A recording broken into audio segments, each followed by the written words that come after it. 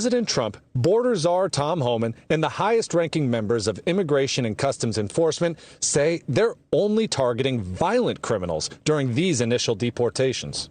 News Nation has seen what these operations look like. I rode along and conducted early morning raids with ICE agents when they arrested men from Iraq and Belize, convicted criminals who spent prison time for robbery and gun charges. I'm not a criminal. I'm a good guy. I pay my taxes. I do everything right. You know what's going to happen to me? They're going to grab me too. You know? They're not going to check right now. We've seen examples of resistance throughout Hispanic neighborhoods, including these signs instructing immigrant men and women to push back and block federal agents from entering their homes. What's going on, guys? Today we're watching Chicago turning into a ghost town as people are leaving the street in fear of ICE agent repercussion, getting grabbed and getting deported. You don't want to miss that one. Let's go. Promises made, promises kept, with President Trump taking immediate action on his top campaign focus, fighting illegal immigration. From coast to coast, ICE agents going city to city, sometimes door to door, tracking down the nearly 1.5 million undocumented set for deportation. And as ICE closes in on migrants, once vibrant Chicago neighborhoods are now turning into ghost towns. And tonight we are taking you to a neighborhood that has gone silent. Look, I said from day one, no one's off the table. The Trump administration setting out to execute what it has promised. We arrested 1,300 people. Over 1,000 of them were criminals. Immigration and Customs Enforcement operations reportedly underway in jurisdictions all across the nation. Federal agents have been spotted in many sanctuary cities carrying out these operations. I hope the sanctuary cities come around. The usually bustling and vibrant streets of this Hispanic neighborhood in Chicago sit relatively empty because of the concerns over ICE. Welcome to Mesquite Restaurant, sir. This little taqueria, like most in the Pilsen neighborhood, is owned and operated by immigrants. The Cruz family, who in 1994 made the long journey from Mexico City to Chicago to grow their little taco stand into a thriving restaurant. We got tacos. Honestly, that doesn't look like a thriving restaurant to me. It's great to pursue your American dream and build a business and getting rich in America and build a living for yourself and your family. That's great to see, but you have to do it the legal way.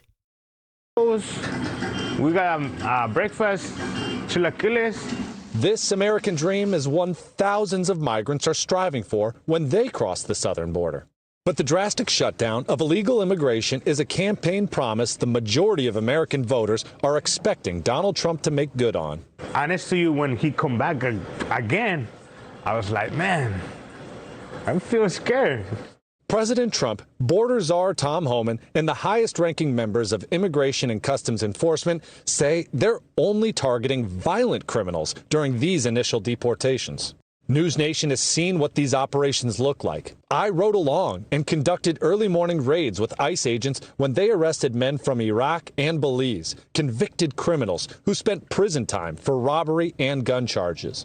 I'm not a criminal. I'm a good guy. I pay my taxes. I do everything right. You know what's going to happen to me? They're going to grab me too. You know? They're not going to check right now. We've seen examples of resistance throughout Hispanic neighborhoods, including these signs instructing immigrant men and women to push back and block federal agents from entering their homes. But the reality is, new polling shows 65% of Americans strongly support deporting immigrants convicted of violent crimes. That includes... Of course, we support deporting anybody that has committed a violent crime. Anybody who refuses this is completely mad. It is insane to me that people are trying to protect criminals and basically preventing ICE agents to do their work and making our communities safe. Horatio Aguilera, an Iraq War veteran and Mexican-American police officer.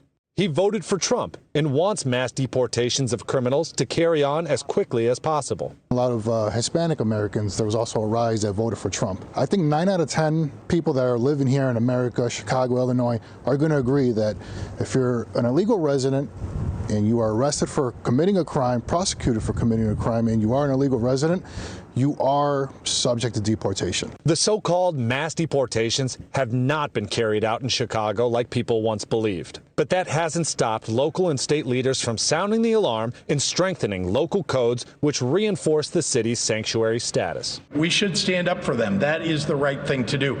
But he's trying to tear things down. Governor, what's your response to... Why would you stand up for criminals? This is completely mad to me. If criminal aliens are there in your country committing crimes under your roof within your communities, they have no place to be here. And this study, this survey shows that most people, the majority of people, the large majority of people, is in favor of deporting criminal aliens. People who might say that Democrats are the one sowing chaos, confusion, and fear-mongering when talking about mass deportations that haven't even happened in Chicago. What are you talking about? They are literally threatening people all across the country. How can you say that we're overreacting somehow? We're not. The Trump administration is vowing to investigate and prosecute local and state officials who stand in the way of what the federal government is doing. Exactly, and that's exactly what they should do. Let's see what Tom Oman wants to say What is about that this. looking like in real time? Let's discuss with the White House border czar, Tom Homan. Congratulations on beginning the actual work, and thank you for joining me as promised. Thanks for having me, Chris. Tom, let's look at it two ways.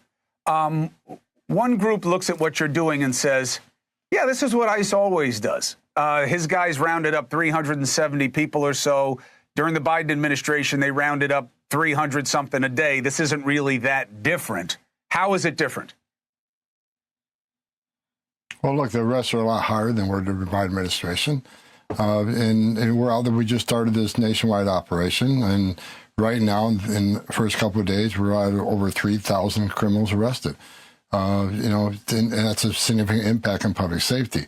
The thing we're doing different from the Biden administration is we're not holding ICE to a lower standard. Under the Mayorkas memorandum, ICE wasn't able to arrest all the public safety threats in the country. Like you said earlier, they had to be convicted of a serious crime. There's nothing in the Immigration and Nationality Act that says you got to be convicted of a crime if you're here illegally to be removed. You can be removed simply for being illegally. So we've told ICE to concentrate out of the gate. As I told you in the last show, our focus is on arresting public safety threats and national security threats. That's exactly what we're doing now. I think that's the right thing to do, honestly, focusing on removing threats from the country, from the communities that are endangering your citizens is doing the right thing, and putting the ICE agent doing the right work to protect the American people. Honestly, that's the primary role of the government, to ensure the safety and the security of its citizens. Let me ask you about that. The concern of the Democrats is you're going to round up dreamers, and you're going to round up people who have done penny ante offenses, who are otherwise contributing here, and that's too harsh.